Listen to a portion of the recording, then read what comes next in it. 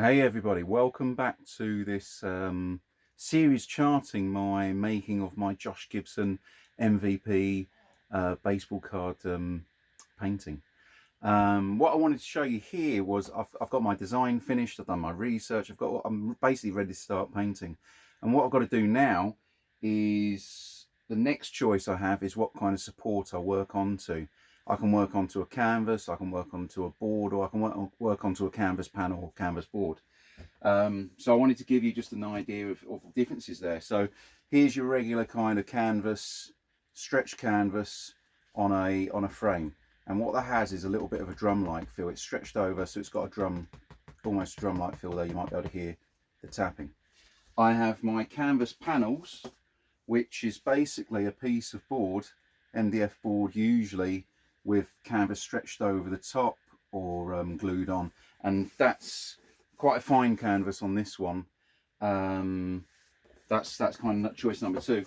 And then choice number 3 is wooden panel like this, an MDF board which I've primed, and then you can work on top of that. Now you have the I guess there's more choices. You can paint onto anything if you want. You can paint onto glass and all that.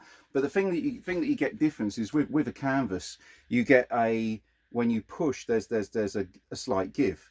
So that changes how your brush marks go on just a fraction. It changes the texture of the piece just a fraction.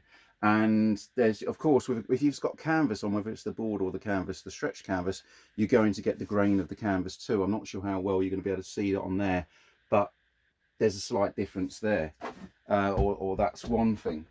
A canvas panel, so this is a panel that's got canvas stretched onto it. You get the strength and the rigidity of the boards, but again you still get the texture of the canvas. So if you like the texture of the canvas, this is a good thing to use. But it's also good if you don't like the way that a canvas will just slightly give. This isn't finished. This is Cleveland Municipal Stadium, by the way. Oh no, not Cleveland, Kansas City, excuse me. So that's my second choice, and my third choice is to use the panel like this, and that's the Chicago White Stockings. That's a portrait of them, and that's on the panel. I like using all three, but I quite like the rigidity of the boards. What I find is when you paint on a board, it gives you a different speed to your painting. And I don't mean like you know, where it takes 1 hour, 5 hours, 24 hours to make it. What I mean is that the way the paint flows over the surface is quicker, or changes. It can be smoother, and with that it changes the speed of the painting. It can give maybe a slightly more dynamic feel to it, which is probably what I like most. But also I change my mind every other day.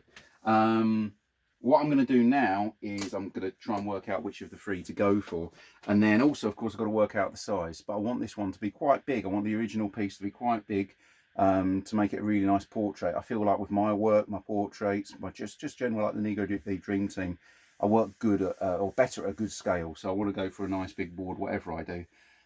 If I do decide to use the board without any canvas on, then what I'm next going to do with this is I'm going to get some sandpaper and sand the primer back, so it makes it really smooth, gets rid of all the brush marks, so that when I'm painting with the oils, those brush marks are the brush marks that remain visible.